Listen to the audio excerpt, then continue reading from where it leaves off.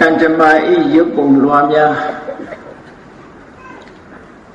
တန်တရားကျင်လည်နေရတဲ့ပုဂ္ဂိုလ်တိုင်းဟာ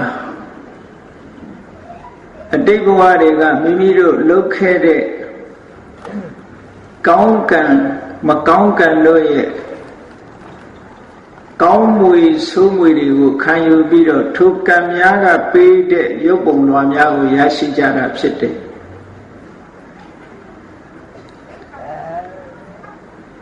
လူတိုင်းဟာတယောက်နဲ့တယောက်ရုပ်ရည်ရူပကာယမတူဘူးဆိုတာအဲ့ဒီသဘောကိုဆောင်းတာပါကံကြမ္မာဟာကိုလုပ်ခဲ့တဲ့ကုသိုလ်ကံအကုသိုလ်ကံဟာတကယ် creator transition အစစ်ဖြစ်တယ်မိမိလုပ်ခဲ့တဲ့ကံကြမ္မာရဲ့ပုံရိပ်တွေနဲ့လူလာဖြစ်လိုက်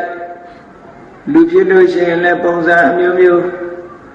ရုပ်လာတဲ့လူရှိသလိုရုပ်ဆိုးတဲ့လူရှိတယ်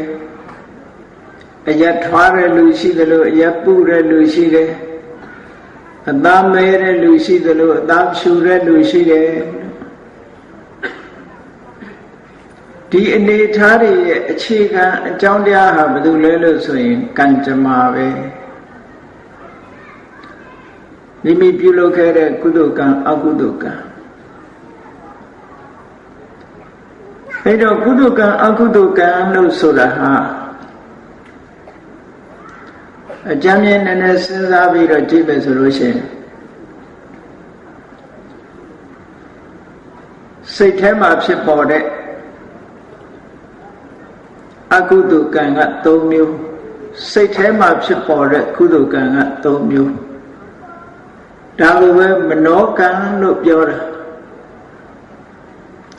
စိတ်ထဲမှာဖြစ်ပေါ်လာတဲ့ကံတွေစိတ်ထဲဖြစ်ယုံနဲ့ပဲထိုကံဟာမိမိရဲ့စိတ်အစဉ်ထဲမှာကိန်းဝတ်ပြီးတော့သွားတယ်တဲ့အကျိုးတရားကိုထုတ်လုပ်နိုင်တဲ့စွမ်းအားတွေရရှိပြီးတော့သွားတယ်